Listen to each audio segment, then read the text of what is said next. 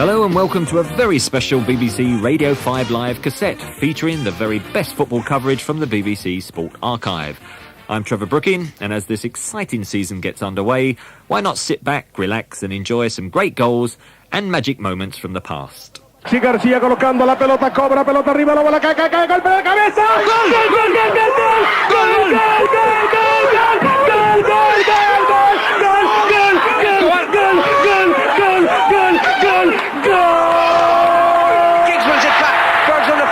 Giggs crosses hand in the penalty area. Chanton is cracked and heads a critical goal for Manchester United.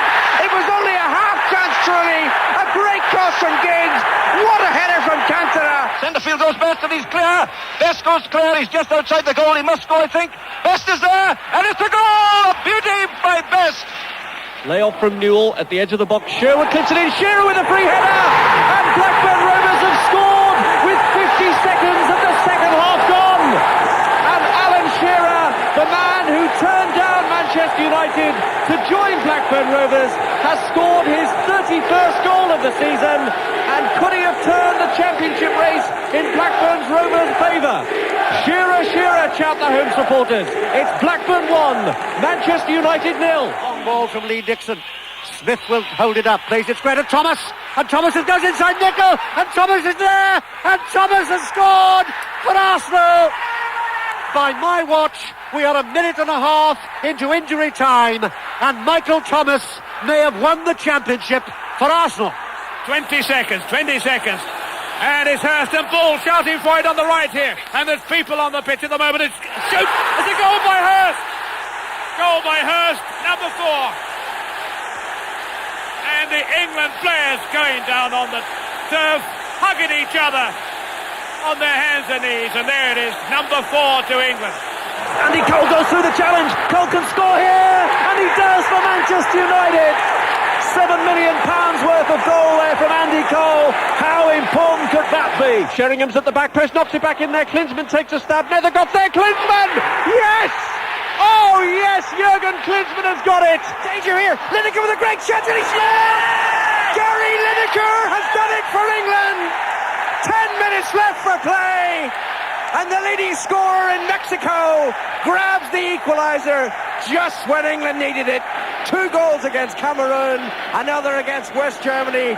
That's 4 in total for Lineker in this World Cup. Well done, Gary.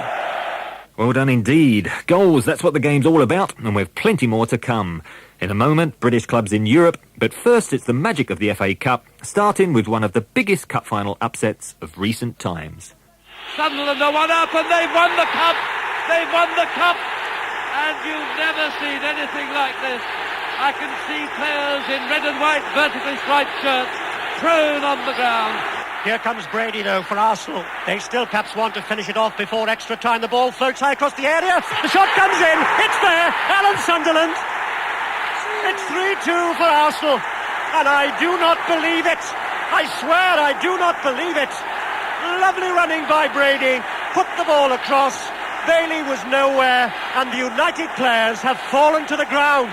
Could it be that Alan Sunderland has won the cup for the second time for Arsenal? Another chance here into the penalty area. Hughes can finish it, and Hughes has scored the 3rd for Manchester United. The double is there. There is no question. And Galvin going down the left. Nicky Reid must go with him. Galvin did well to check his stride. Plays the ball back once more. Villa looking for the shot. He's tackled. Villa's still there. Villa with a chance. Oh, and he scored. 3-2 to Tottenham Hotspur. Rosenthal, the goal scorer, down the right, scampering infield across the face of the penalty area. He tees it up, left-footed, he's found the net again! It's 2 in 90 seconds from Ronnie Rosenthal, and Tottenham are right back in this match, right back in the FA Cup, and right back on the Wembley Trail. Yeah, ball played forward to Robinson. Robinson going forward strong. He's inside the Manchester United penalty area. He finds Smith, and Smith must score, and he hasn't scored, and Bailey has saved it. And there goes the whistle for the end of extra time. And Gordon Smith will remember that moment for a very, very long time indeed. A free kick to Spurs, a good 30 yards from goal, and Paul Gascoigne is lined up from a central position. Gascoigne moving towards it now, drives it in direct. Oh, it's a great goal from Paul Gascoigne. 5 minutes on the watch, and Paul Gascoigne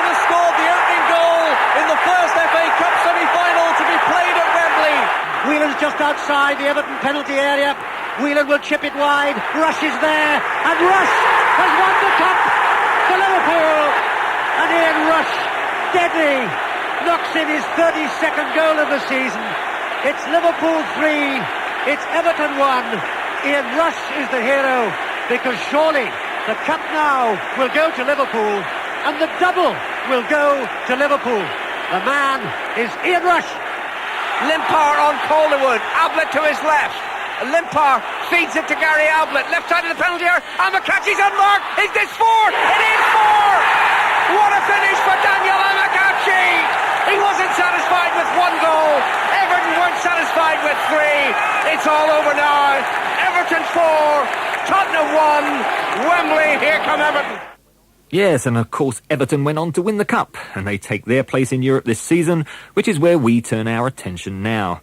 Some memorable moments of British clubs in Europe, which began almost 30 years ago. Gemmell now closing in on this Inter Milan penalty area, trying to get them to go into attack. A shot, a goal! A goal by Murdoch for Celtic. They're in the lead. The score is Celtic 2, Inter Milan 1. Celtic 2, Inter Milan 1. This is a great night for Scottish football, and Celtic are the club in Europe at this moment. They have beaten Inter Milan in the final of the European Cup. A chance here for George Best. George Best is through. He goes round Enrique. He must score. George Best must score. George Best has scored. Second minute of extra time. George Best has put Manchester United into the lead. Bobby Charlton sinks to his knees. Nobby Stiles does a cartwheel. United are in the lead again. And so after 12 long years of trying, the European Cup, that glamour prize of international football, has at last come to England. And all credit to Manchester United. Tonight, they emphasised what has been apparent for a long, long while, that there is no football in the world at the moment like English football.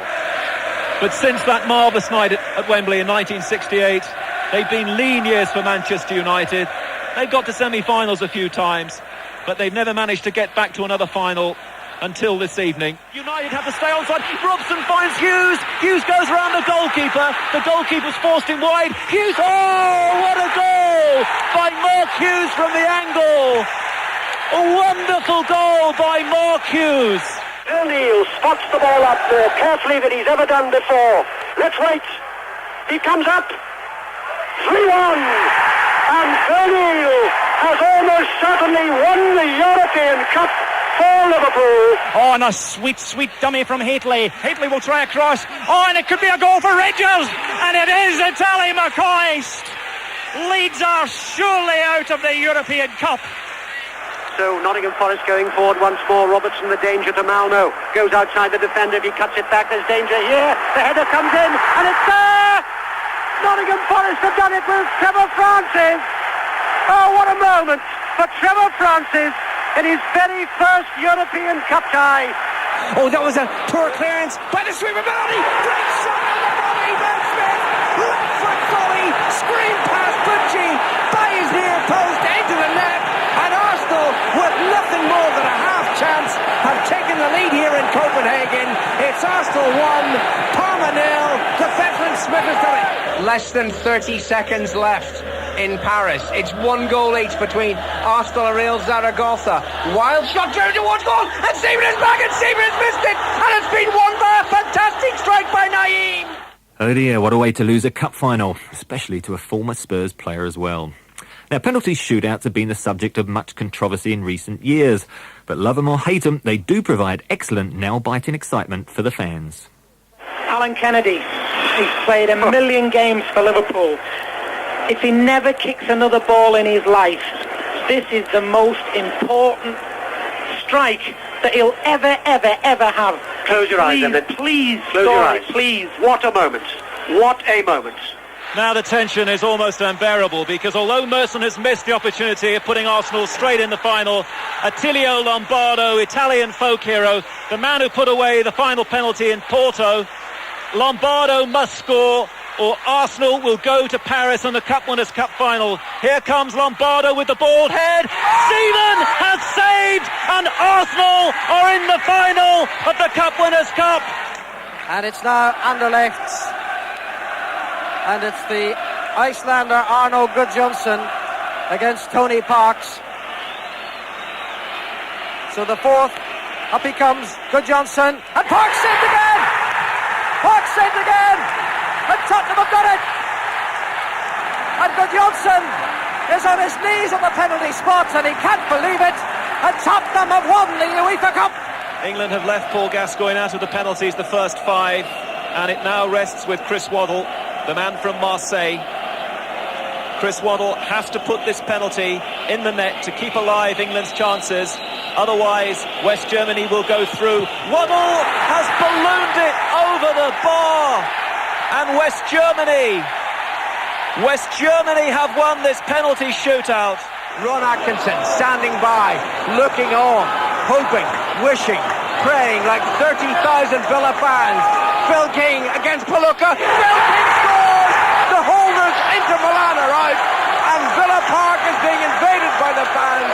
It's been a wonderful evening football, and Villa have got their just reward. This is Roberto Baggio for Italy. All of my childhood, he said, growing up, I had a dream in the World Cup final I would score the winning goal. Well, Los Angeles knows a thing or two about making dreams come true, but this could be a nightmare for Roberto Baggio now, because if Roberto Baggio doesn't score with this penalty against Claudio Caffarel, Brazil, for the first time in nearly a quarter of a century, will be champions of the world. Roberto Baggio over the bar! Roberto Baggio puts the ball over the bar! Now, if anyone has a cool head on those broad shoulders, it's David O'Leary. Lung, the keeper, waits, crouching, ready to dive. O'Leary doesn't hesitate, comes up and scores! Goes down on his knees, head to the ground, and it's all green, it's all Ireland. They're through to the World Cup quarter-finals. I certainly never fancied penalties myself. Well, so far we've heard some great action described by some great commentators. But of course things don't always go quite to plan for the men behind the microphones. On 909 and 693 medium wave, this is 5 Live from the BBC. Go! Surely Sheffield United cannot keep pumping high balls into the penalty area, because it just keeps coming back out, because Blackburn are so very good in the air, but they continue to do it. And who should get the equalising goal but Mitch Ward, who really, how many inches has he got? What about the pitch? I mean, it seemed more like a puddle at times. Well, you might have noticed there's been a lot of rain around this week. No, I realise that, but it doesn't make your life easy, does it? Well, I'm afraid I can't do anything about the rain.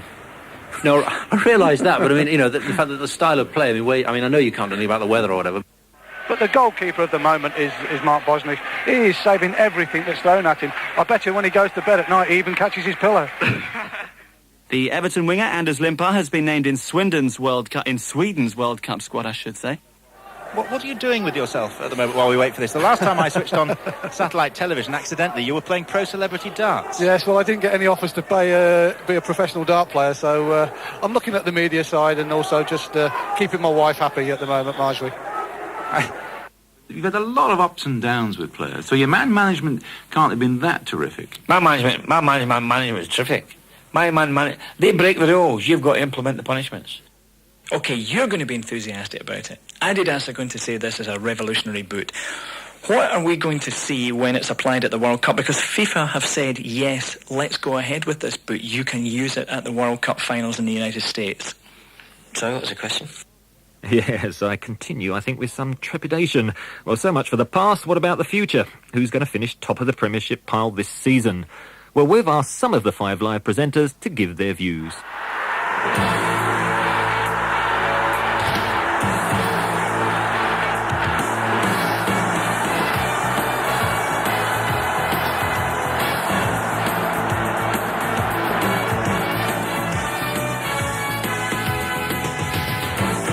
Hello, this is Ian Payne from Sport on 5. I'm tipping Liverpool to win the title because they showed they were on the right track last season, and since then they've added something of a jewel. Collymore, back to goal, turns away from Watts. Waddle is there, still Collymore now, tries a shot! Oh, yes! Stan Collymore has scored for Liverpool! That's why Liverpool paid £8.5 million for Stan Collymore. Stan the Man has scored on his debut. Anfield rises and Liverpool lead 1-0. This is Gary Lineker and I'll be presenting Sunday Sport on 5 Live again this season. My tip for the top is Newcastle. The reason being that I think they've got probably the strongest squad now in the Premiership. They've added to it 4 new players. Shaka Hislop in goal, who's had a great start to the season. You've got Warren Barton from Wimbledon, also Les Ferdinand and David Ginola. But last season I felt that early on they looked magnificent, but perhaps didn't have the depth in the squad that they needed. This year they certainly have, and I really expect Les Ferdinand to score a lot of goals. But I think the player to watch will definitely be David Ginola. He's sensational, he's quick, he beats people, and I think the fans are really going to love him. Watch out for Ginola. Ginola onto his right foot, whips it in towards the far corner, and that is a quite splendid goal by the Frenchman David Ginola, his first in English football, a flash of Gallic genius, David Ginola. I'm Robin Bailey from the Monday Match, and I'm going for Newcastle too. Manager Kevin Keegan was my hero as a player, and he's always been a winner. Keegan's got the strongest squad in the Premiership, having bought well, and in Les Ferdinand he's signed a new darling for St James's Park. They love their number 9s. Goals won't be a problem with him, David Ginola, and this man teasing the opposition. Here's Beardsley, tricks his way into the area, gets the shot in through the goalkeeper's legs. 2-0 to Newcastle United. Hello, I'm Marcus Buckland from the Tuesday Match, and I'm going for Leeds. They have one of the finest all-round midfield players in the country in Gary McAllister, and up front, striker supreme, Tony Yeboah. Yeboah might try a shot. Shot, it's in there!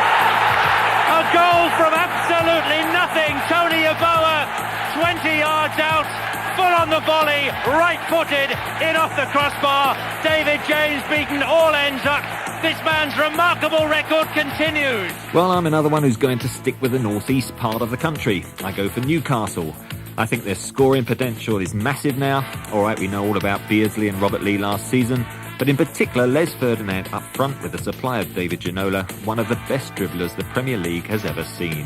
Personally, I can't see Ferdinand scoring anything less than 25 league goals. Ferdinand's arriving. He did get his head to it. He did score. It's a fabulous finish from Ferdinand. Ginola's cross was spot on. And the big man has provided another down payment on that £6 million. So 3 go for Newcastle, 1 for Leeds and 1 for Liverpool. But sadly, no one going for my old team West Ham. They just never learn.